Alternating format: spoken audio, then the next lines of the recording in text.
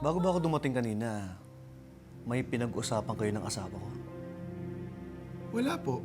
Hindi nga po siya nakapagsalita eh. Parang ngayon na nakakita ng gwapo.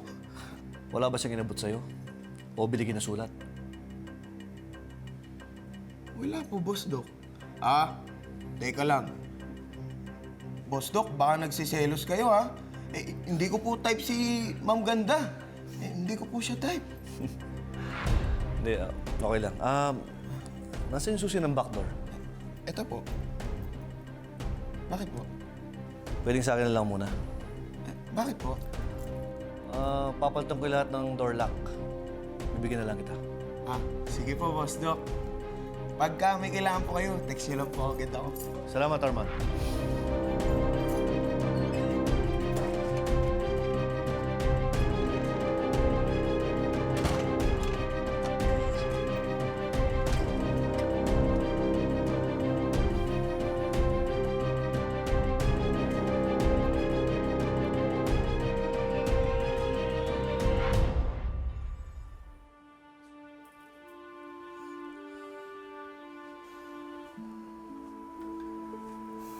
Umalis na nga pala si Arman. Inisip mo na humingi ako ng tulong kay Arman, no?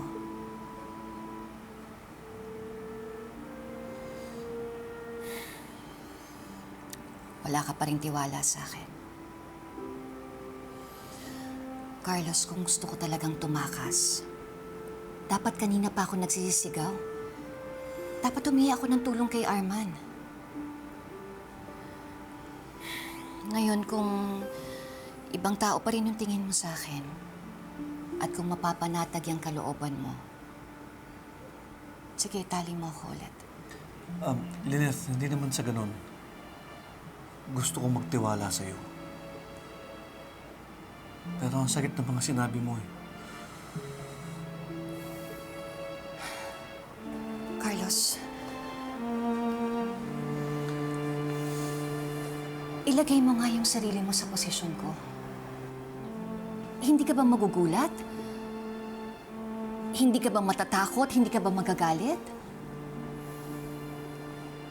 Hindi mo ba naisip na kung sinabi mo kagad sa akin yung totoo, baka natulungan pa kita?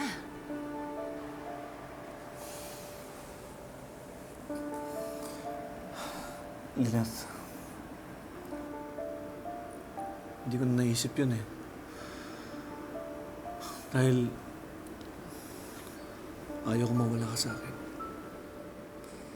Carlos, kung sinabi mo kagad sa akin yung totoo, kung hindi ka nagsinungaling, hindi magiging ganun yung reaksyon ko.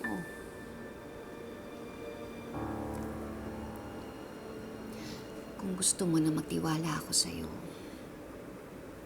dapat magtiwala ka din sa akin.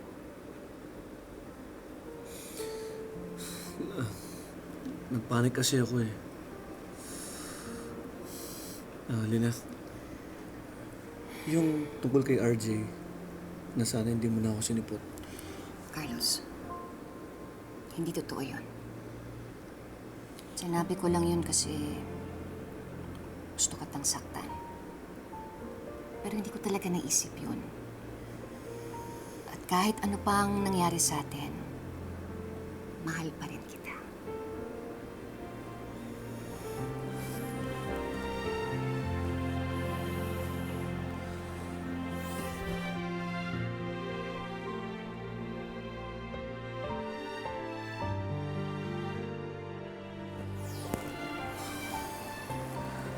Salamat, Lynette.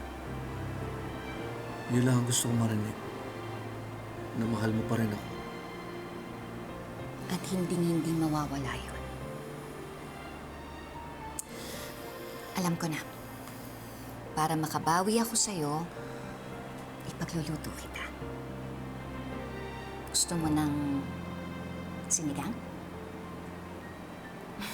Sige. At habang kumakain tayo, saka na lang natin pag-usapan to. Ha? Kasi nagugutom na ako eh. Gutom ka na. Sige. Samahan mo ako? Wala. Wait lang.